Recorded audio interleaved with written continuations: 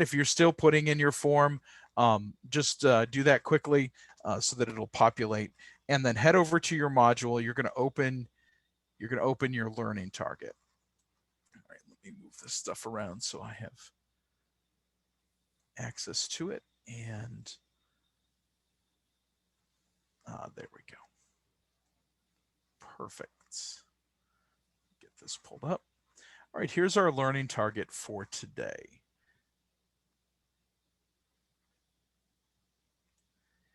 Yeah, McCarran, we're gonna circle back around to that. Thanks for asking. Yeah, you are. That's really so. It'll be interesting to see which one pops up in Go Guardian. Nope. The one I see, Bree, is you being in the module. All right. So today we're going to be looking at author style, comparing and contrasting the two different types of author style. I will know I've been successful when I've used the comparison worksheet and filled in my Venn diagram. All right, this is a very unique thing. I don't know if this is something you have done before, um, but I want you to just take a minute. We'll put a couple minutes up on the clock, and you'll see that there are five, I think, five different versions of Cinderella. Okay, I'm going to read the first one, the Egyptian Cinderella. Okay. And then I'm going to give you a chance to just read the other, because they're very short, the other ones. Okay. And then we'll put the timer back up. And then what we want to look for is look at the different areas of author style, their structure, their word choice, their figurative language, their tone, and then who their audience was. Right. If you have this up on your screen, just follow along with me. This is Rhodopsis, or sorry, no, Rhodopis. Sorry, not cis, Rhodopis. This is the Egyptian version of Cinderella. Long ago in the land of Egypt, land of the green Nile and the blue Mediterranean, and the rising sun, there lived a slave girl named Rhodopis. Rhodopis was born in Greece, but had been kidnapped by pirates and sold into Egyptian slavery. The man who bought her was a kind old man, but he spent most of his time sleeping and never saw how much Rhodopis suffered at the hands of his other servants, who teased her endlessly. Their hair was straight and black and elegant. Her hair was golden, curly, and coarse. Their eyes were brown and black and deep, but hers were green and bright. Their skin glowed like copper and bronze and sand, but Rhodopis had fair skin that burnt in the sun. They made her do all their work while the old man slept. Here's your timer. We'll just give you 5 minutes to look through, and then we'll talk about what we can compare.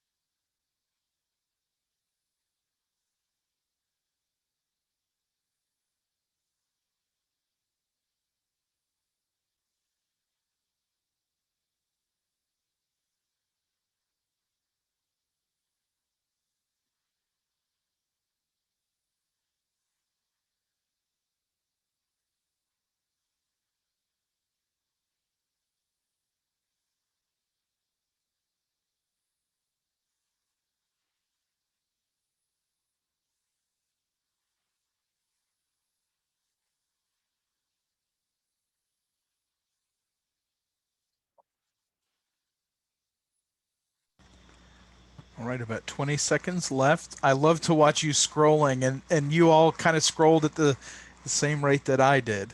So that was good. First of all, I know there's 9 seconds left here, and you're finishing up. I'll give you that.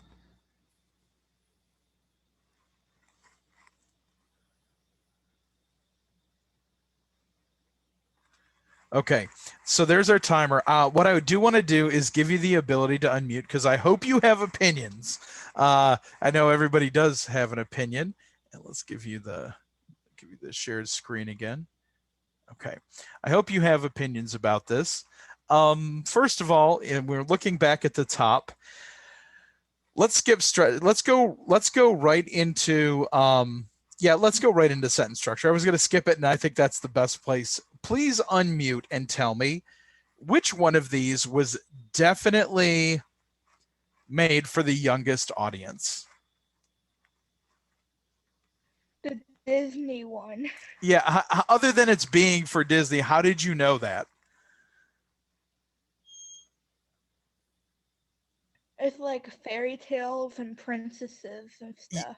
Right, and it's The very like are very simple. yeah, it's very simple. Oh, good. I'm so glad that you pointed that out. Yeah.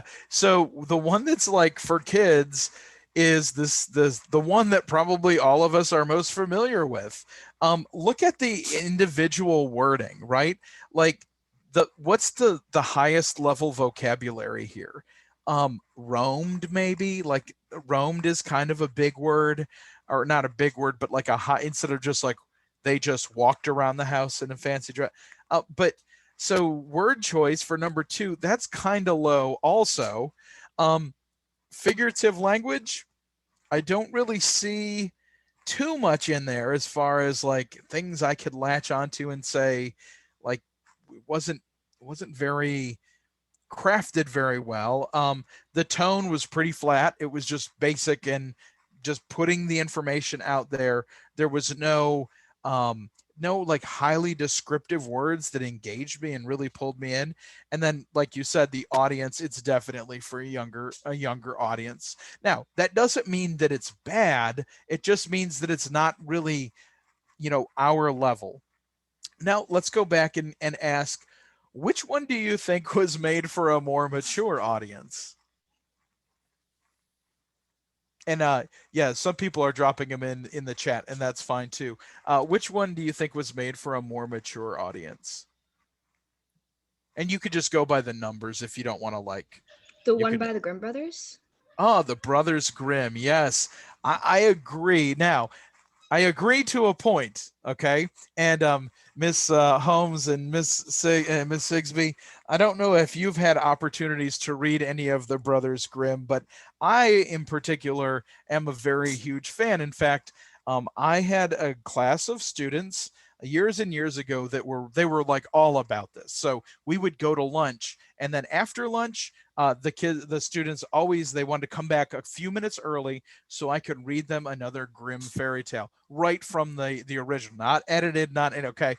And we read this story, and I don't know if you know how this ends, but in this story, the stepsisters and the stepmother, they're in the house when the shoe comes around to try on, and the first stepsister, she tries to put her foot in, but it doesn't fit. I don't remember, it was too fat or too long or something. So she cuts off, and I'm sorry if this is gross and you're not into it. You don't have to listen. This is not part of the lesson. She cuts off the heel of her foot with a knife. Then the other sister tries, and she knows she's not going to fit in. She does exactly the same thing. Okay, now you think that that's bad and that's gross. Trigger warning. Here's where it goes next level. Of course, the prince says, "Is there any other women who live in the house?" And they're like, "Oh yeah, there's Aschenputtel in the back room, but it's not hers." Well, he says, "Well, listen, I'm the prince. I'm trying every foot in the kingdom to figure out who this slipper fits on, right?" Of course, it fits. They put it on, and she gets whisked away to go live in the palace. Now, on the wedding day, the whole kingdom is invited. And the stepsister and the mother, who have now like cut their feet and can't walk anymore, they're invited to come to the wedding, and they're, I think, in a cart or a carriage, but it's being pulled by an animal. And throughout this entire story, the birds are like talking, and the birds are telling like, no, there, uh that's the false sister, or the false sister, something like that. Well, these birds that have been talking throughout the whole story are sitting in the branches of the trees, and as the mother and the stepmother and stepsister are proceeding to the wedding, again, if you don't want to hear me say this, mute yourself or mute me. The birds swoop down and peck out their eyes. This is the story that we said is more mature. It's intended for children. It was intended to tell little kids the story about cutting your feet, and birds just, eyes bother me. I don't like to, anyway, pecking out eyes. And yeah, that was intended for children, but our interpretation of this is much more mature. Okay, good. Let's look at another aspect. What did you think about the, not the maturity level of audience, but the intended audience? Do you think, and you can unmute or put it in the chat, either is fine, do you think that you and I would be able to make a connection with the Egyptian story? Is it intended for an audience like us? Are we going to have all of the cultural nuances and understanding that they would? Also, what about the Mexican, the one from New Mexico, the indigenous story? Do you think that we are the intended audience?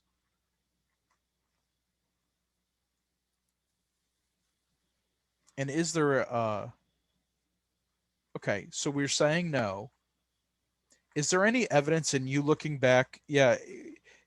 Is there any evidence in here that would help us um, kind of identify who the audience is?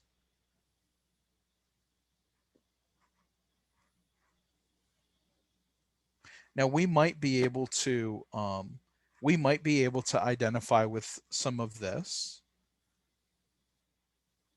But when I go back up to the Egyptian one, look at the things that make her different.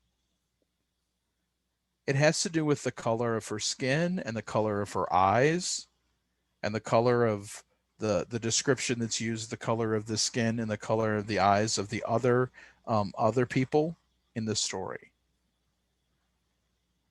Yeah, so this is going to be a connection with whatever this culture valued, right? And that might be something that's different than ours. All right, good. And then, of course, the tone, right? Can somebody make a comment, maybe contrast, like how do two of these stories have a different tone?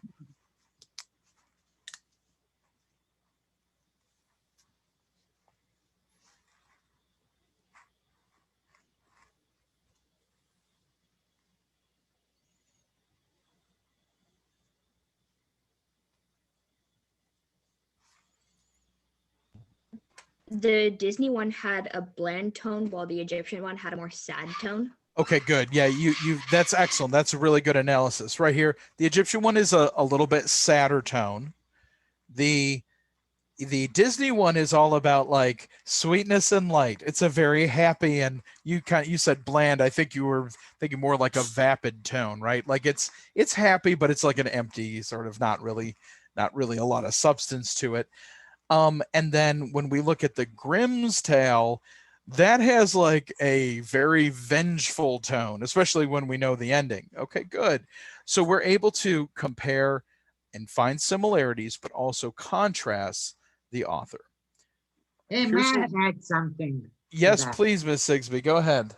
Okay, I'm listening to conversation, and obviously I grew up in different culture. Oh, I'm so glad that you're starting out this way, because I really wanted to ask you what you experienced growing up with Cinderella. Go ahead, Ms. Sigsbee. So the plot it's always the same, even in my language, books in my language. And the only difference that I am able to identify, and I'm going to be honest with you, a lot of kids in my country, they can identify different customs. Like in Egypt, they are using their customs to connect easier with kids, but the plot is always the same. And the theme is just that the story itself has the different customs based on the culture. Do I make sense to you? Give me thumbs up. Miss Sigsby, which version did you hear when you were a little girl? Oh, okay, my mom is Greek, and I heard hundreds different versions, different cultures, different countries within the Europe, because we might look similar, we have different customs, and it's just incorporated, and we just took it as is, as something that's normal. It's not different audience, it's just different, and we embrace that. In culturally, we embrace, okay, this is how they do it in Egypt, this is how they do it in Germany. In Germany, it's different, you know, they use their own it's just different customs. The plot is the same, the theme is the same. Hmm. Yeah, Excellent. I was reading the one with farmer. You know, a lot of kids, I think, in this country might find more common things instead of Disney Cinderella to one that explains the farm. You know what I'm saying? It all depends what you know and what you're exposed to. Mm-hmm. Yeah, yeah. It's kind of what you I think you just said it. Your words were the best way. It's really the author's style is going to draw on the author's background. So we as critical close readers, just because we don't understand something, that actually teaches us something about what the author's viewpoint and the author's experiences. So actually that's a fantastic segue into what we're going to look at next.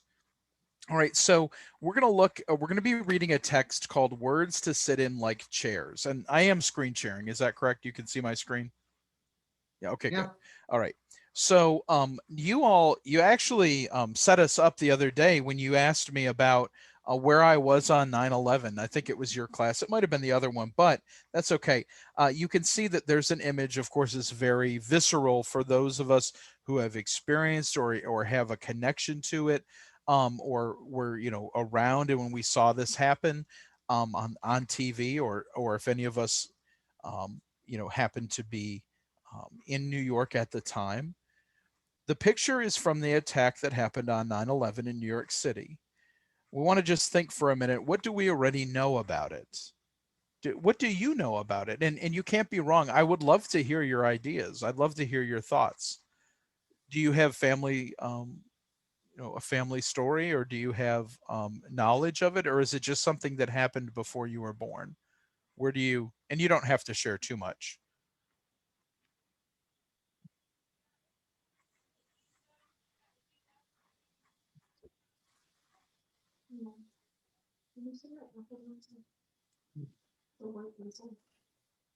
Yeah. Okay. Cool. So, one student says it was a terrorist attack, or something like that. So, for this student, it was something that happened before they were born. Um, yeah, I was in college at the time, and I was not in class because my class hadn't started yet, and it was early in the morning, where I was. So, my roommate came back from breakfast and said, "Turn on the news. There's something happening." And then, of course, we were glued to the TV all day and watching the updates and the news as it came in. Awesome. I was at the Roosevelt Island in New York City. Where were you? Roosevelt Island. Oh, really? Wow. Were you stuck? Did you get stuck in? Well, I guess you probably didn't try to leave or go anywhere. No, I actually lived there at the time, and my husband worked in Albany, New York, and I was pregnant with my daughter. Hmm.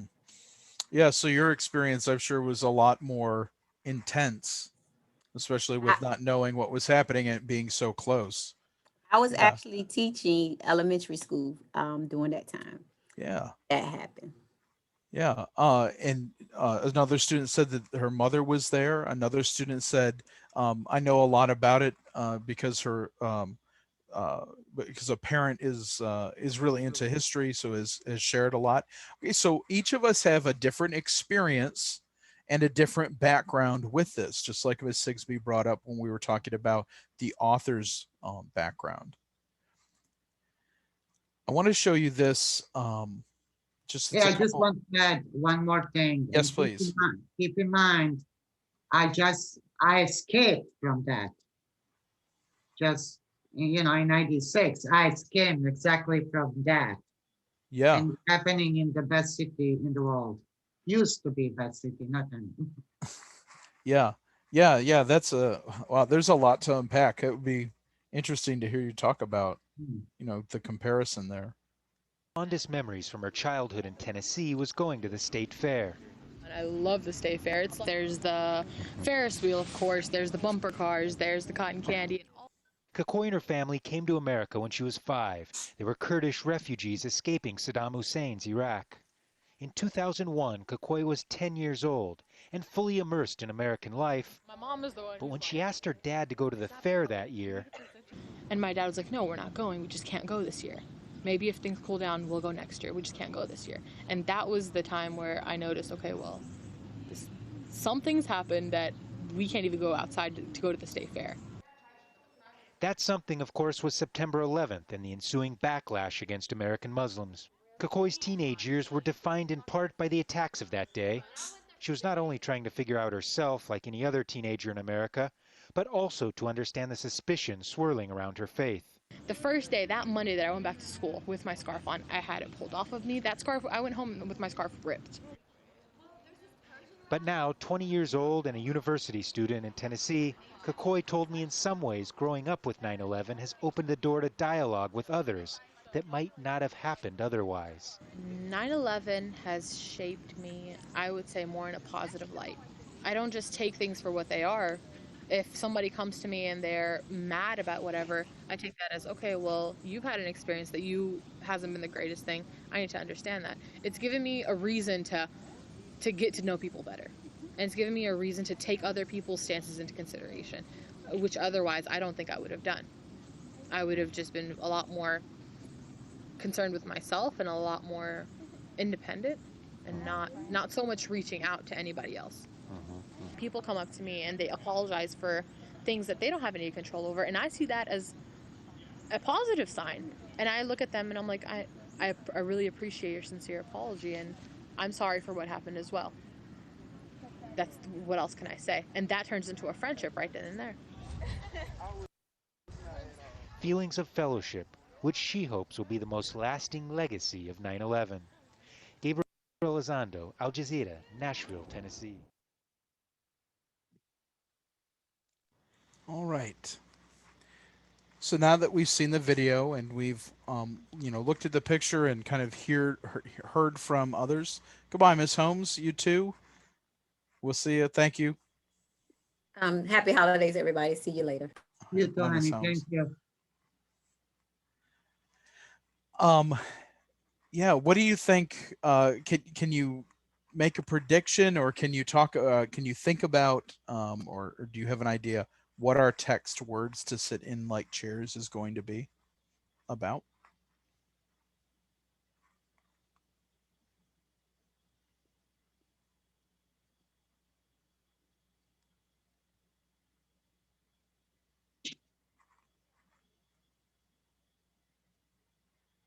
Yeah, it's not going to. Okay, good. Yeah, so it's not. I'll tell you, it's not going to be specifically about the day events of 9/11, but yeah, let's take a look now. Yeah, it's going to be connected with a response to. All right, click next on your screen.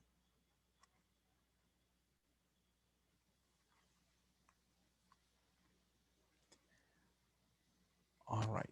Oh, actually, let's skip this. We want to get right into the last part. All right. Go ahead and click your tool, So now we're in the elaborate compare and contrast author style.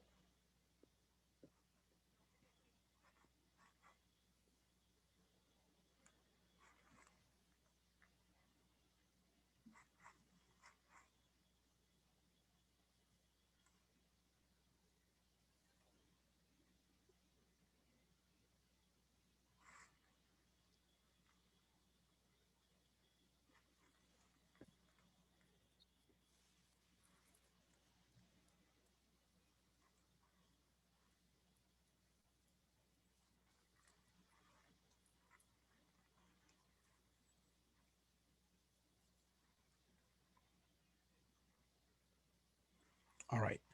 You're going to see that the text right here, words to sit in like chairs, it's at the top. You'll have to click on this, and this will open in another tab. I'm looking at our time. Miss Sigsby, do you want to split into two groups, and Yeah. then maybe we could do a little bit of read aloud, and I think that it would be good, and this is kind of a good place to wrap up our class today. Yeah. Oh, you don't have access.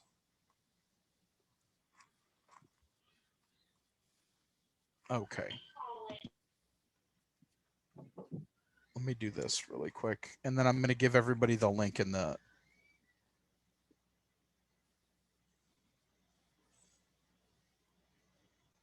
Wow. All right.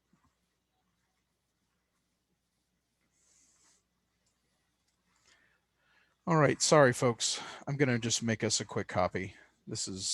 I didn't know that students weren't going to have access.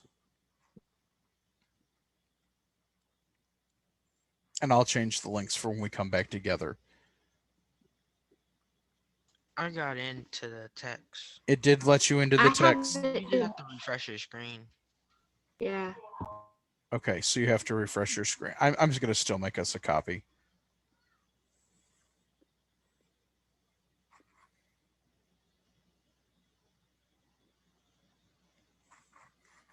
And I'll put it in the chat, and then everybody who, if you want to have it.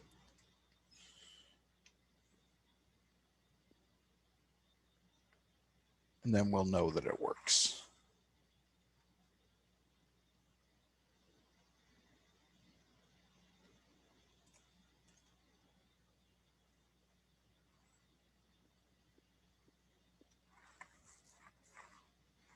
All right, here it comes in the chat to everyone.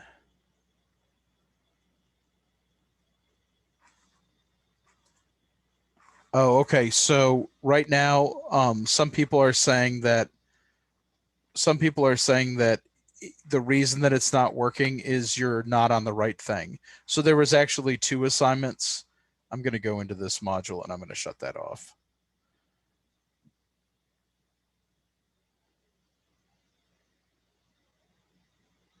You want to go to compare and contrast author style. So, McCarran, I'm actually going to come back to you. You asked me this at the beginning. No, because of our time, we're not going to circle around to yesterday's. We'll actually combine these two when we come back on that Monday. When we come back on Monday, we'll work on both of them at the same time. Let's just process this text. Okay, so Ms. Sigsby, I just sent everybody in the chat a link. They should be able to get into this document here. I'm going to make a copy so that we can type on it. Ms. Sigsby, if you want to make a copy, go ahead. And then if you want to type with the group, I think we could process it together. I don't think that there's any need to like set people off, to go and try this on their own and then be correct, too corrective. I'm going to open a breakout room. And would you be okay, Ms. Sigsby, if we just did an randomly generated rooms today? Yeah. Okay, good. And then we'll and then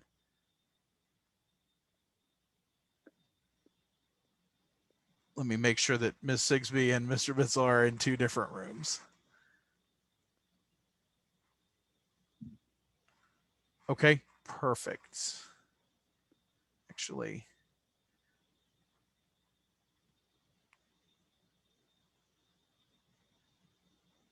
all right, there you go. Everyone is going today, and I will be in, I'm going to join room 2. Okay, here we go.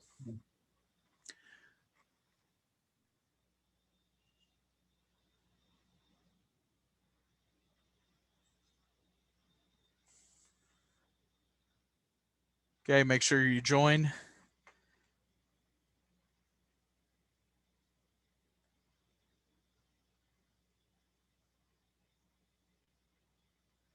Ryan, Nisi, Marcel, Edgar, Isaac, Janelle, go ahead and join your rooms.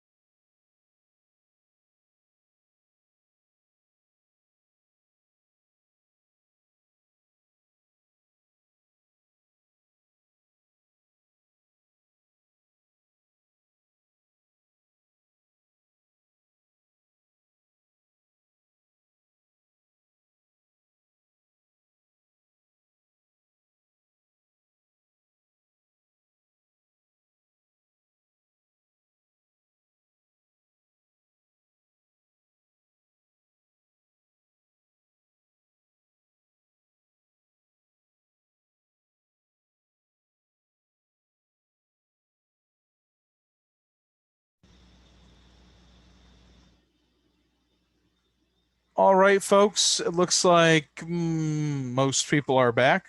Not quite everybody yet.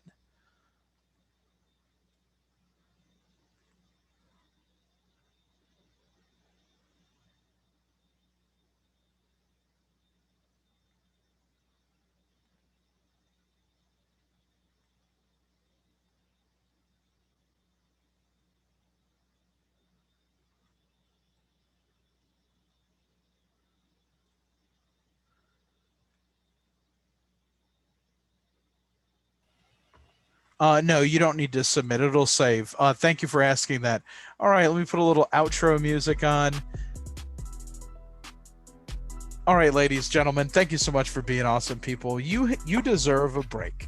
So I'll tell you what, don't come to school tomorrow. No class check-in tomorrow. Take Thursday off. Heck, while you're at it, why don't you take Friday off too? Don't even worry, and I'll get permission. You don't even have to go to your other classes. So, band, chorus, orchestra, PE, math, I'll arrange it for you. You guys don't even worry about it, all right? Take tomorrow off, take Thursday off, and take Friday off, and I will see you on Monday. Can I tell you that Thanksgiving, kids. I am thankful for each and every one of you. I am thankful that you are part of my day every single day. So please enjoy time with the people that you'll spend time with, and have a happy Thanksgiving.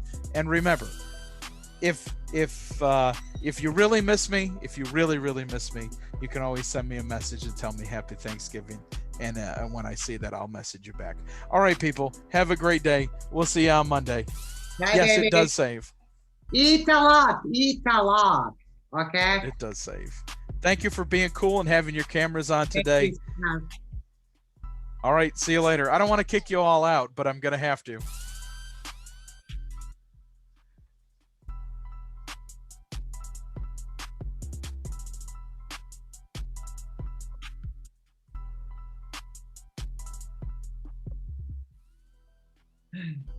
Oh, sorry, Azane. I tried to. Are you just asking me to kick you out? Yes, Bree. Enjoy your birthday. Yeah, Azane, what's up? Can you remove me? Can I remove you? Yes. All right. Bye-bye. Bye, Janelle. Bye, Marcel. Bye, Ariane.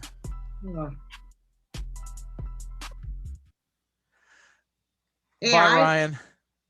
I was talking exactly about the same thing. Watch